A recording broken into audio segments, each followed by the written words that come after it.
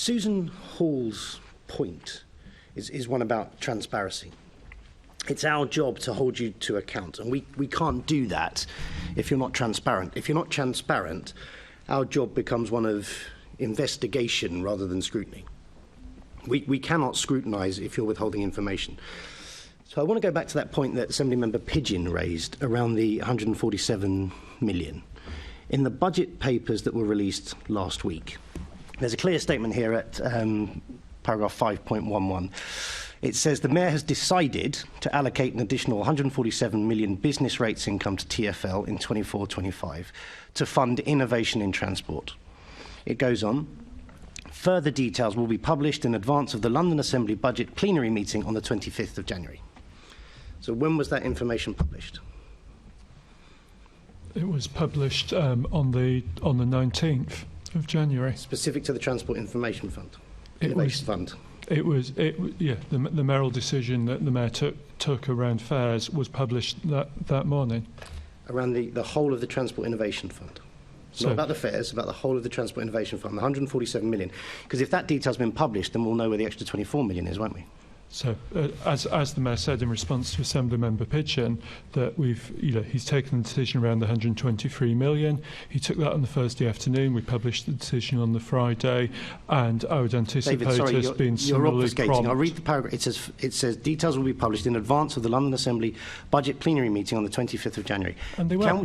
Can we point at a piece of paper now to tell us where all of that 147 million is? Because we cannot scrutinise if information is being withheld. So you can point at a picture about a piece of paper around the 123. As the Mayor said, he's not taken a decision yet on the further 24. Okay. So the answer is no. We don't have the information about the 147 million. Okay. I'm not trying to catch you out. It's a very clear question. You have the overwhelming majority So of it. what you've asked us to appreciate today is on the 17th of January, when this paper was published, which talks about the 147 million, there had been no decision about freezing fares, right? And then on the 18th, when both Assemblymember Berry and myself actually asked about freezing fares, no decision had been taken. So that 147 million was in there just on the off chance something would happen. And then on the 18th, that's when you couldn't answer the question. And then on the 19th, less than 24 hours after myself and Assemblymember Berry asked the question, that's when you took the decision. Is that right, Mr. Mayor, on that 19th? I'm not sure about dates. I signed the decision on dates. Thursday the 18th. So that's great. Okay, so I'll do it by dates. So Tuesday, or rather Wednesday, the papers were published, which talked about the 147 million. Who knew where that was going? Thursday, both Sian Berry and myself asked, is that money going towards any sort of fare fees? And you didn't know.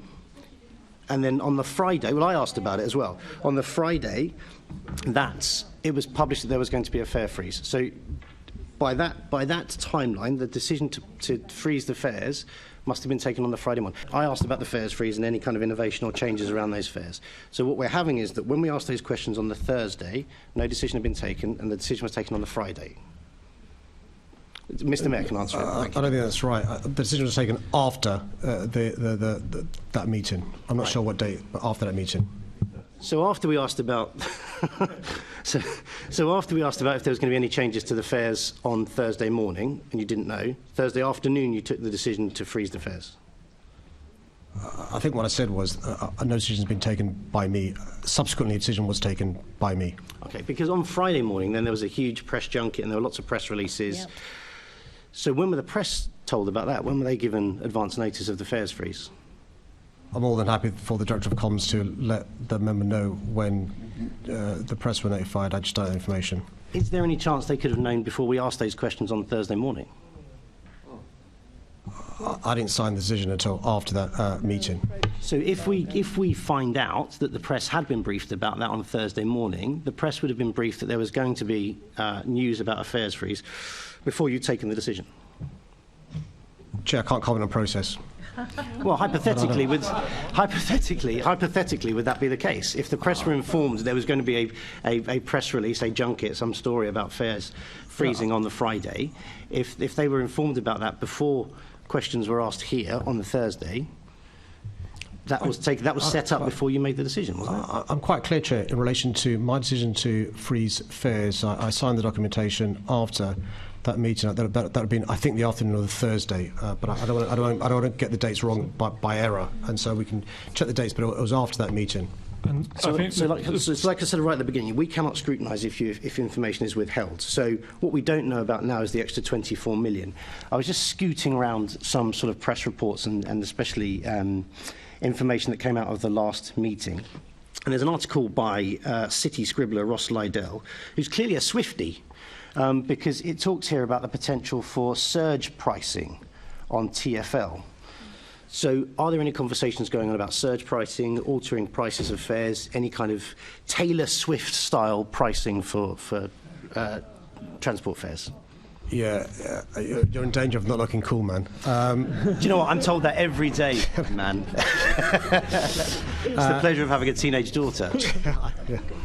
Mine's a bit older now, but yeah, another feeling.